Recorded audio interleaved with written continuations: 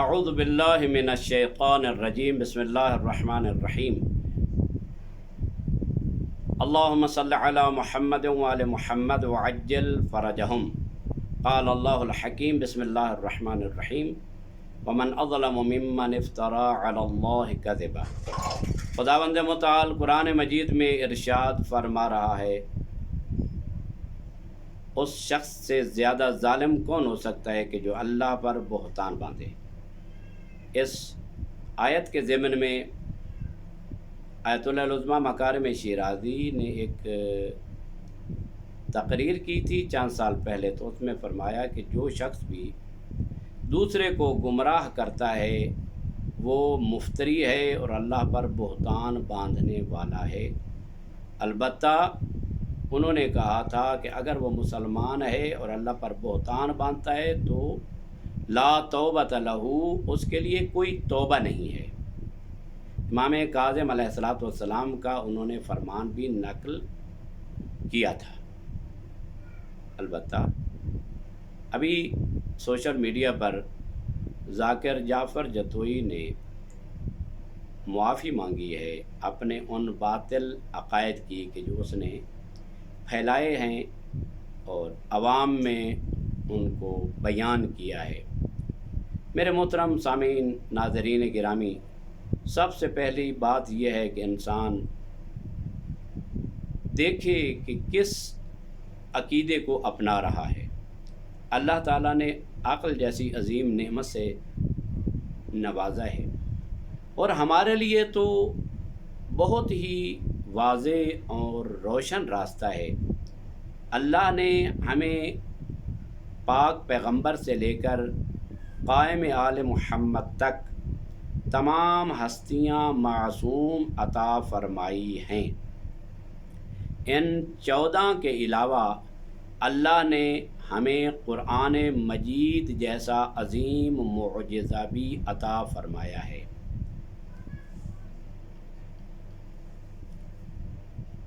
اب انسان اگر اپنی آنکھیں بند کر لے اور کسی کے پیچھے چل پڑے تو یہ خود اس کی اپنی خطا ہے۔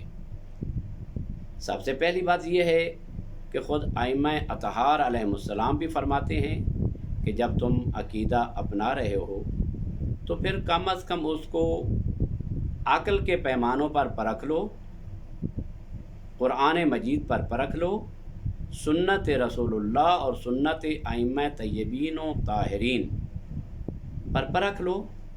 اگر ان کے مطابق آپ کا عقیدہ ہے تو درست، وَإِلَّا فَاضْرِبُوهُ عَلَى الْجِدَارِ، ورنہ اس کو دیوار پر دے مارو۔ اگر کوئی خداوند متعال کے بارے میں عقیدہ اپنانا چاہتا ہے، مثلا اوصاف پروردگار کے بارے میں، البتہ خداوند متعال کا وجود وہ تو عقلی ہے، یعنی عقل کہتی ہے کہ خدا ہے، وجود خدا کے بارے میں کہ خدا ہے، لیکن آگے صفات ہیں ان میں بھی بعض عقلی ہیں۔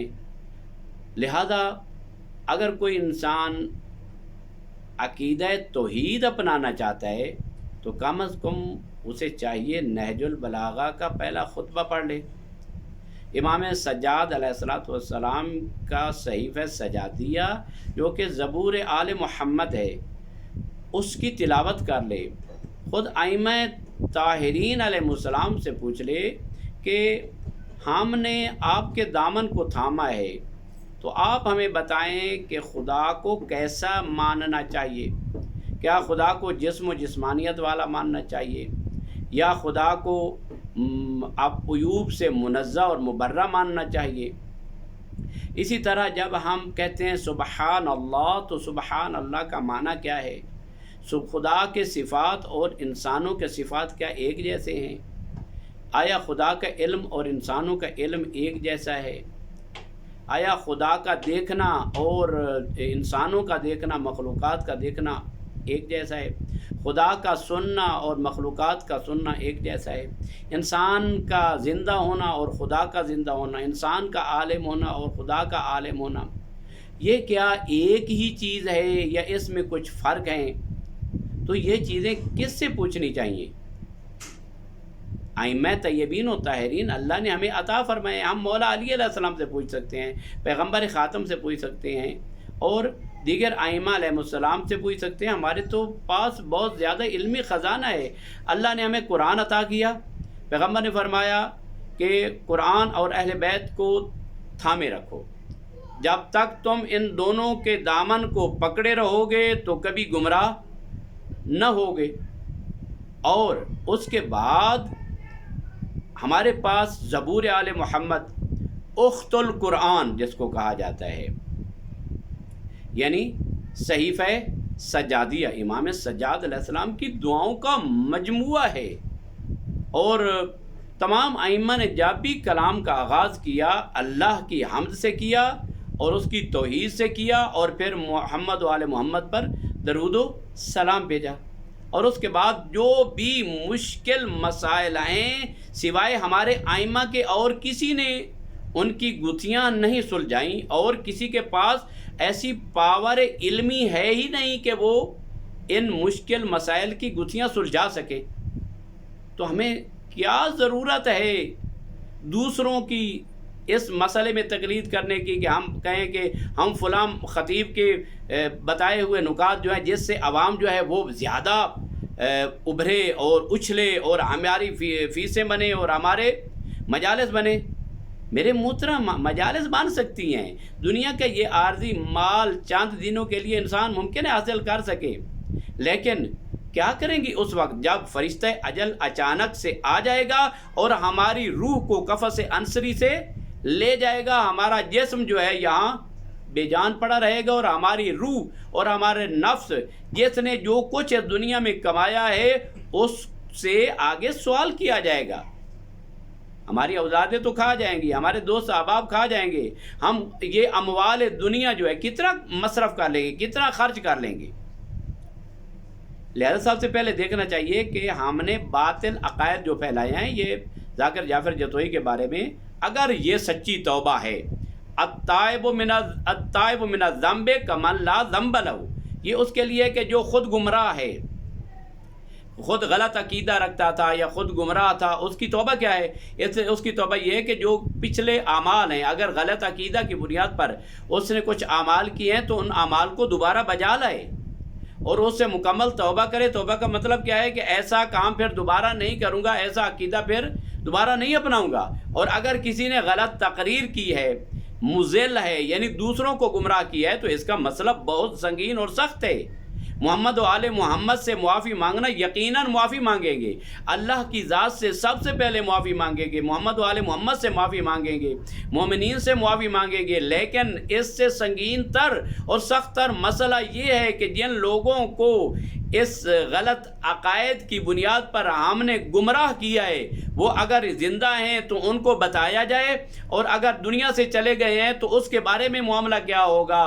جو انہوں نے اس کے مطابق جو عمل کیا ہے, عقیدہ رکھا ہے, آگے اس عقیدہ کے مطابق سوالوں کے جواب دینا پڑیں گے. من ربوں کا, وہاں پر کہیں گے من ربوں کا, تو کیا جواب دیں گے کہ ہمارا رب مولا علی علیہ السلام تھے.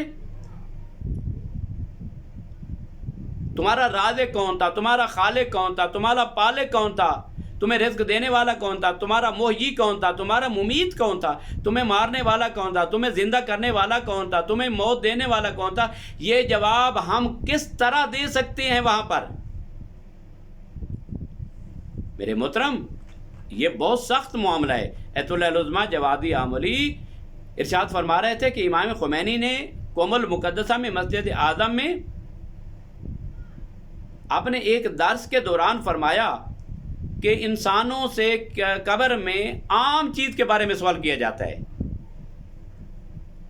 مثلا سوال کیا جاتا ہے من ربوں کا, من نبیوں کا, من اماموں کا. کتاب کے بارے میں سوال کیا جاتا ہے, تمہارا خالق کون ہے, تمہارا رب کون ہے, تمہارا نبی کون ہے, تمہارا امام کون ہے, تمہاری کتاب کیا ہے, تمہارا قبلہ کیا ہے. تو امام خمینی کی بات وہ نقل کر رہے تھے کہ امام خمینی نے فرمایا یہ تو وہ سوال ہیں کہ جو مثلا ایک بچے سے کہا جاتا ہے, مثلا ایک پی ایچ ڈی شخص اس سے کہا جائے کہ یہ اے بی سی پڑھو, اے بی سی ڈی, یہ تو ایسے سوال ہیں. بالکل پہلی کچی کلاس کے سوال ہیں کہ جو قبر میں پوچھے جائیں گے۔ تو یہ کیوں؟ اس لیے وہ کہتے ہیں کہ یہ وہاں پر یہ زبان، اس کے اندر وہ پاور نہیں ہوگی کہ وہاں پر بول سکے، اس زبان کے اندر وہ طاقت نہیں ہے۔ جب تک انسان کا قلب اللہ کے عقیدہ سے سرشار نہیں ہے، اللہ کو اپنے دل و جان سے خالق و مالک و پالق و رازق نہیں مانتا ہے، تو اس وقت تک قبر میں بھی جواب نہیں دے سکے گا۔ دوسری بات یہ ہے کہ سکرات موت اتنی سخت چیز ہے کہ انسان گویا کہ بنیادی ترین سوال بھی وہاں پر فراموش کر جائے گا، بھول جائے گا۔ اس کو پتہ نہیں ہوگا کہ میرا رب کون ہے، میرا پروردگار کون ہے، میرا نبی کون ہے۔ حتیٰ کہ سکرات موت اتنی سخت ہے کہ بعض روایات میں ملتا ہے کہ 100 سال کے بعد انسان کو پتہ چلے گا کہ میرے اوپر موت آ چکی ہے۔ موت کا معاملہ بہت سخت معاملہ ہے، انسان اس کو واقعاً سیریس لے۔ یہ نہیں کہ موت آئے گی، ہماری روح چلی جائے گی اور پھر مولا علی علیہ السلام، یقیناً مولا علی علیہ السلام آئیں گے، لیکن اس کے لیے فائدہ مند ہوں گے کہ جس کا عقیدہ صحیح ہوگا، جو مولا کو اپنا امام مانتا ہوگا، مولا کو اپنا خالق و رازق و پالق و محیی ممیت نہ مانتا ہوگا۔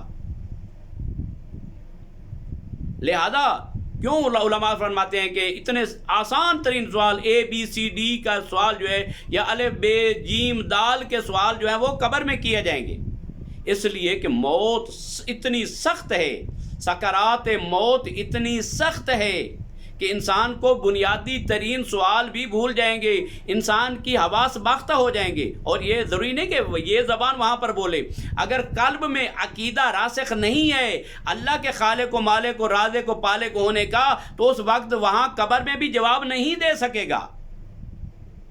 اگر محمد الرسول اللہ کا عقیدہ نہیں ہوگا کہ محمد عبد ہیں اور رسول الہی ہیں، تو اس وقت تک وہاں پر جواب نہیں دے سکے گا۔ ہماری یہ چمڑے کی زبان، یہ گوشت کی زبان وہاں جواب نہیں دے گی، بلکہ ہمارا نفس و ہمارا قلب، ہماری روح وہاں پر جواب دے گی۔ تو جب روح میں ہی یہ عقیدہ نہیں ہے تو پھر جسم تو ایک ڈھانچہ ہے، جسم کی اتنی حیثیت نہیں جتنی روح کی حیثیت ہے۔ روح کو جسم میں ڈالا گیا تاکہ یہ جسم زندہ ہو جائے، ورنہ روح کی اصالت ہے، اصل روح کو حاصل ہے۔ جب روح میں علی ابن ابی طالب کی امامت کا عقیدہ نہیں ہے اور مولا علی علیہ السلام کے خالق و رازق ہونے کا عقیدہ ہے، تو پھر وہاں پر گڑبڑ ہو جائے گا۔ پھر پتہ کیسے چلے گا کہ خالق کون ہے، مالک کون ہے، امام کون ہے، نبی کون ہے؟ یہ کیا پتہ چلے گا؟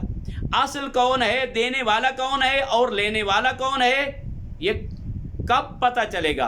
اسی دنیا میں جب ہمارا عقیدہ راسخ ہوگا کہ اللہ وحدہ لا شریک ہے، جو کچھ بھی کرتا ہے وہی کرتا ہے، اور جو کچھ اس نے دیا ہے محمد والے محمد کو اس نے دیا ہے۔ مولا علی علیہ السلام کو کمالات و فضائل اسی خالق کے لم یزل و لا یزال نے عطا کی ہے۔ تو میرے محترم، ایسے شخص کی توبہ کہ جو مضل ہے، گمراہ ہے، اگر واقعاً اس نے توبہ کی ہے، اس نے ظن تو کرنا چاہیے کہ ہاں ٹھیک ہے، اس نے اتنے مجمع میں اس نے کہہ دیا، ٹھیک ہے، اس نے ظن کرنا چاہیے اور کہنا چاہیے کہ اس نے توبہ کی ہے۔